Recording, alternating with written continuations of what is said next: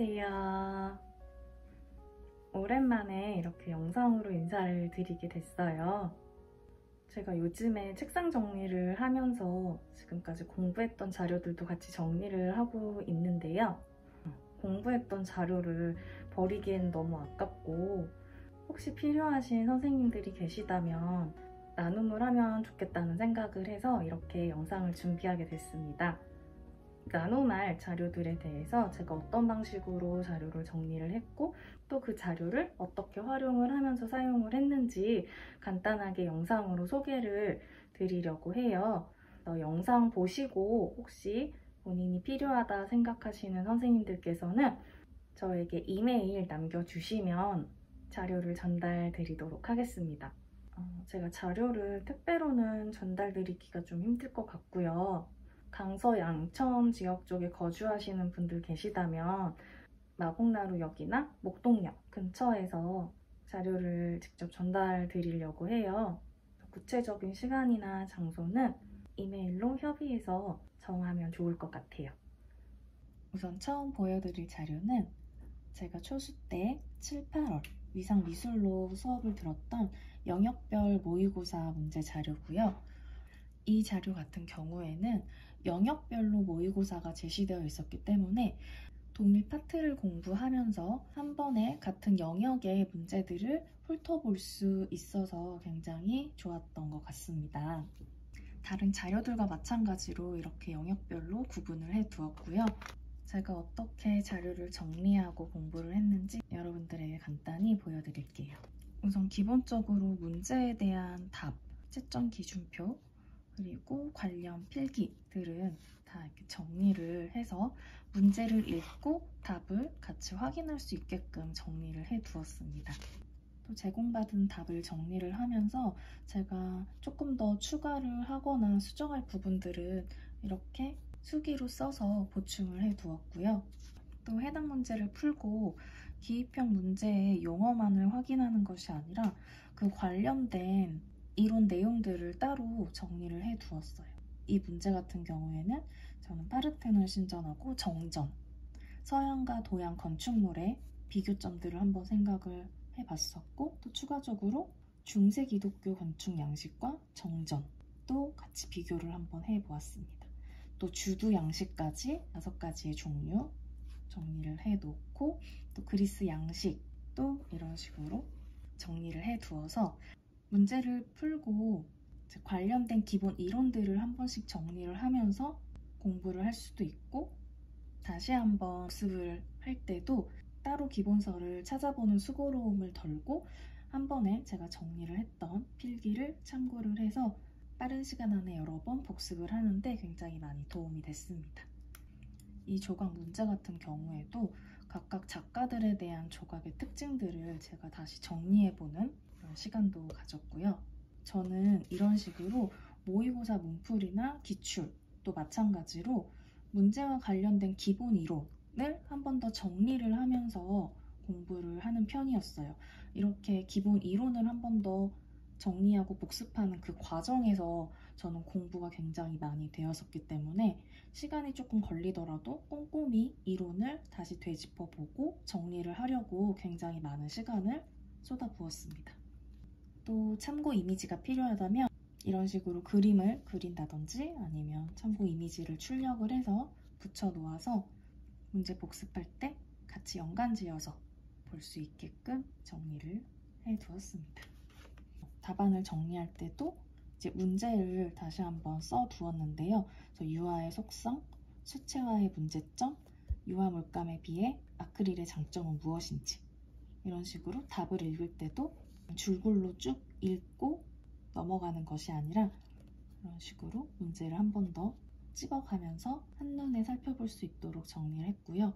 또 관련돼서 다른 종류, nap화법이라든지 아크릴 특징들도 추가적으로 재료의 속성들을 정리를 해두었습니다. 당첨 관련해서도 이렇게 그림을 그려서 필기를 해두었고요. 디자인사 흐름도 이렇게 정리를 해두었고요. 표현 파트에서는 이런 절차별 특징들도 따로 정리를 해두었습니다. 이런 식으로 문제와 관련된 기본 이론에 관한 필기들을 꼼꼼하게 정리해 두었기 때문에 여러분들이 영역별로 문제 한번 검토해 보시고 또 관련 이론을 점검해 보시는 데 많이 도움이 될 거라고 생각을 합니다. 두 번째 자료로는 카드링을 보여드리려고 해요. 그래서 미술 전공부터 보여드리자면 제가 이렇게 카드링을 만든 이유는요. 저는 하루에 한 번씩은 꼭 한 1시간 이내로 산책하는 시간을 가졌어요. 하루 종일 앉아있다 보니까 답답하기도 하고 또 점심 먹고 난 후에는 졸린 경우가 많이 있어서 집 앞 공원에 나가서 산책을 했는데 그때 가지고 나가서 공부하는 용도로 사용을 했습니다. 다문화 미술 교육의 맥피의 교육 방법 하면 18년도에 기출됐다는 표시고 또 4가지를 말을 하는 거예요. 그래서 제가 이 문제만 보고 인출이 되는지 확인하는 용도로 사용을 했고요.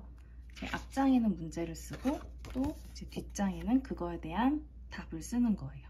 그래서 먼저 생각해보고 구도로 인출을 해본 다음에 뒷장에서 확인을 해보는 거예요. PCK 같은 경우에도 굉장히 단계가 헷갈려요. 그래서 저는 이 5가지 PCK랑 감상까지 한눈에 볼 수 있도록 정리를 해두었습니다. 그래서 운동할 때 이렇게 들고 다니면서 계속 이론 암기했는지 확인하는 용도로 사용을 했고요. 또 이렇게 카드링을 정리하면서 공부가 되었던 것 같아요.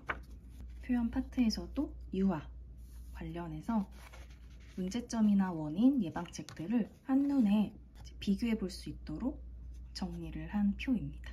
이렇게 파트별로 필요한 부분을 이런 식으로 이론을 정리해서 들고 다니면서 암기를 진행을 했습니다. 서양미술사, 동양미술사, 한국미술사 같은 경우에 내용이 거의 정리된 게 많이 없어요. 이런 부분 같은 경우에는 여러분들이 필요한 이론 부분 정리하셔가지고 보충해서 사용하시면 좋을 것 같고요. 그래서 제가 이거 카드링 전달 드릴 때 이렇게 여분의 용지도 함께 드릴게요. 보완하셔서 공부 진행하시는데 도움이 됐으면 좋겠습니다. 교육과정도 이렇게 만들었는데요. 교육과정도 마찬가지로 공원에 나갈 때, 운동할 때 제가 노래로 녹음을 해서 만들어서 계속 반복적으로 들었는데 이것도 영역별로 다 정리를 해가지고 또 들고 다니면서 노래 들으면서 읽으면서 암기를 진행을 했습니다. 또 평가 방법 및 유의사항도 같이 있어서 같이 외우면서 확인하는 용도로 사용을 했습니다. 이 교육과정 파트도 필요하신 분들 계시면 유용하게 사용해 주시면 좋을 것 같습니다. 그리고 교육학 굉장히 두껍죠. 이건 초수 때부터 조금씩 정리했던 내용이었는데요. 제가 초수 때는 이경범 선생님 교육학을 들었었는데 그 기본서가 완전 줄글로 돼 있어요.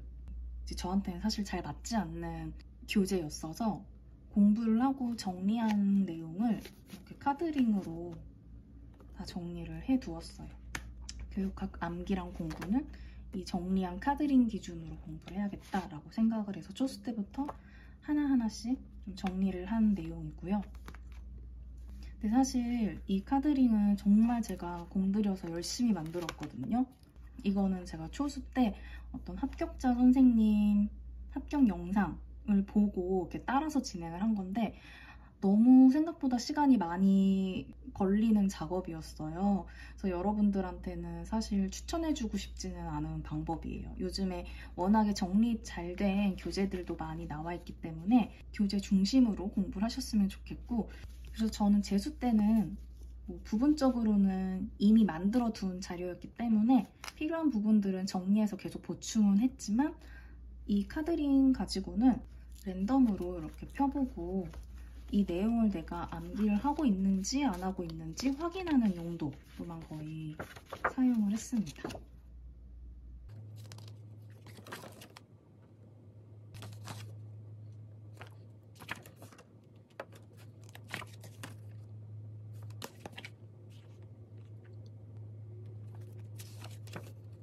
여러분들은 저처럼 정리하는 데 많이 시간 안 가지셨으면 좋겠고요. 이 카드링 필요하신 분들은 참고하셔서 공부 잘 진행을 하셨으면 좋겠습니다. 그리고 마지막으로 제가 또 나눔 드릴 수 있는 자료는요. 제가 초수 때 시험 직전에 들었던 강의예요. 파이널 강의이고 마중물, 위상 마중물 자료인데 그때는 이제 저도 굉장히 시험 앞두고 마음이 불안해서 모든 강의를 다 섭렵을 해야 된다는 그런 마음에 이 마중물 강의도 들었거든요. 그래서 이론 전체적으로 한 번 더 훑어볼 수 있어서 좋았긴 한데 막판에는 아무래도 여러분들이 그동안 차근차근 잘 공부를 해 오셨기 때문에 강의를 추가적으로 듣는 것보다는 개인적으로 부족한 부분들을 조금 더 공부하는 시간으로 활용을 하셨으면 좋겠고요. 제가 이 자료 같은 경우에는 사실 자료가 깨끗해요. 여기 문제도 굉장히 많은데 문제 답도 다 정리를 해두긴 했지만 사실 이 자료는 많이 보지는 못했어요.